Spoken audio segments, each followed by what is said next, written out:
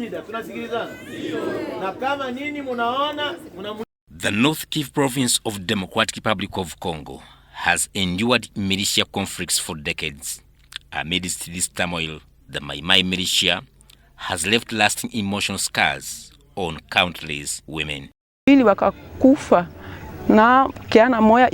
Four ladies were all killed and the other one man was also killed. So I was the only one who remained under the stone.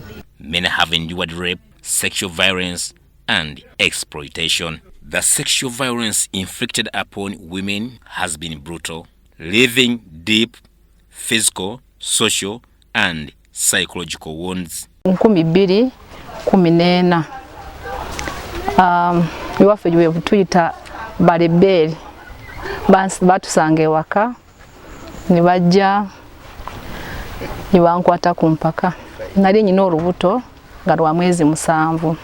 This is the story of Esther, not her real name, raped in front of her children and impregnated by the Mai Mai militia. Mukunkwata nafuna obuzibu omwana oyo nanfira munda era yanfira mu lubuto. They did all this in front of my husband, who was tied to a tree with ropes. After the rape, I lost my pregnancy and had to undergo a surgery to remove the dead body. Mwami wange bali bamukute nga bamusibye ku muti ogwa ovacado ogwali mu lujja. Awo What hurt me the most was that even my elder children witnessed the brutality. Nagenda okudda engulu nga ndi mu ddwaliro. Kati bwe namala okuva mu ddwaliro baamunzija mu mwana oyo nga baanongoseza.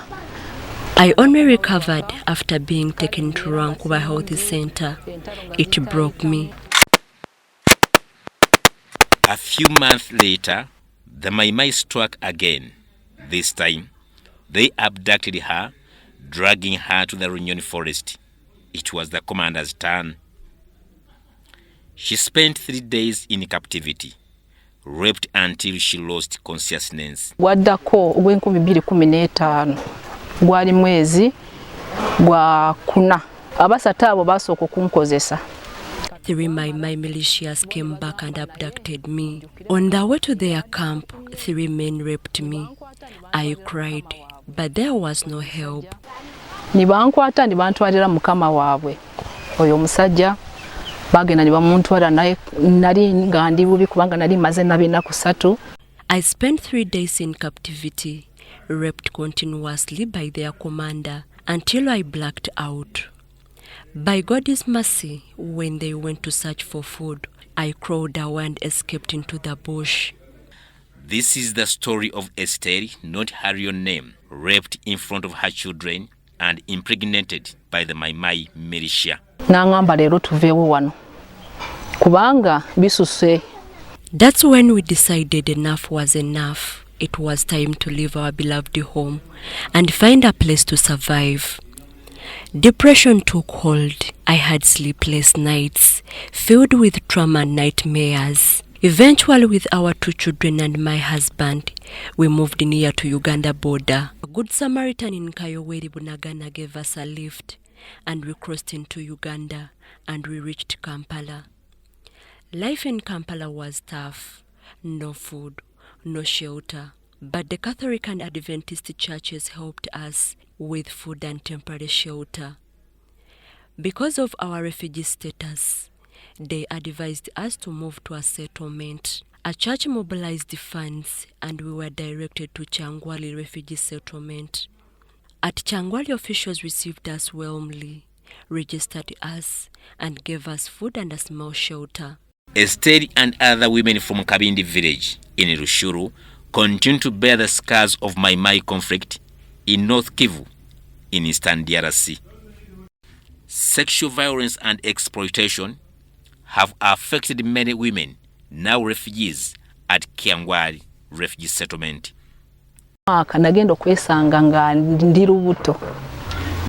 the campus health facility, I discovered I was pregnant and wanted from the sexual abuse by the Mai Mai militias. I couldn't believe the pregnancy. I wasn't sleeping with my husband. It was clear this was from the Mai Mai rapists. My husband rejected me and I contemplated suicide. Thanks to TPO's mental health sessions, I'm still alive. It was a struggle. At first, this lady started shivering, she cried, she was like, I cannot do this. What I did, my focus was now to bring peace at home. I started to discuss with these children, how are they looking at their parents in the future? Would they love to see having one parent the other side and another parent the other side? Able to provide what we call solution-focused interventions. Interventions such as cognitive behavior therapy, problem management plus. We are able to do interventions such as community outreaches to reach out to these refugees, the forcibly displaced and stateless persons that have have reached the refugee settlement. Through the Office of the Prime Minister, Transcultural Psychosocial Organization TPO Uganda provides community-based mental health services at Kyangwali to support women facing psychological challenges. Predominant conditions that we have interfaced basically is trauma. Imagine someone coming from Congo, and most of them use Lake Albert via Sebagoro. Imagine the shock of leaving your home country, and then you're on water. That is shock itself. Then you reach Uganda, it has an impact on you, remembering the things that you went through back in Congo. At Kyangwali Refugee Settlement, TPO Uganda is restoring hope to many lives. They work with other health and social service partners to ensure comprehensive support, assess mental health needs, and implement personalized treatment plans. Haruna Mutesasira, UBC News.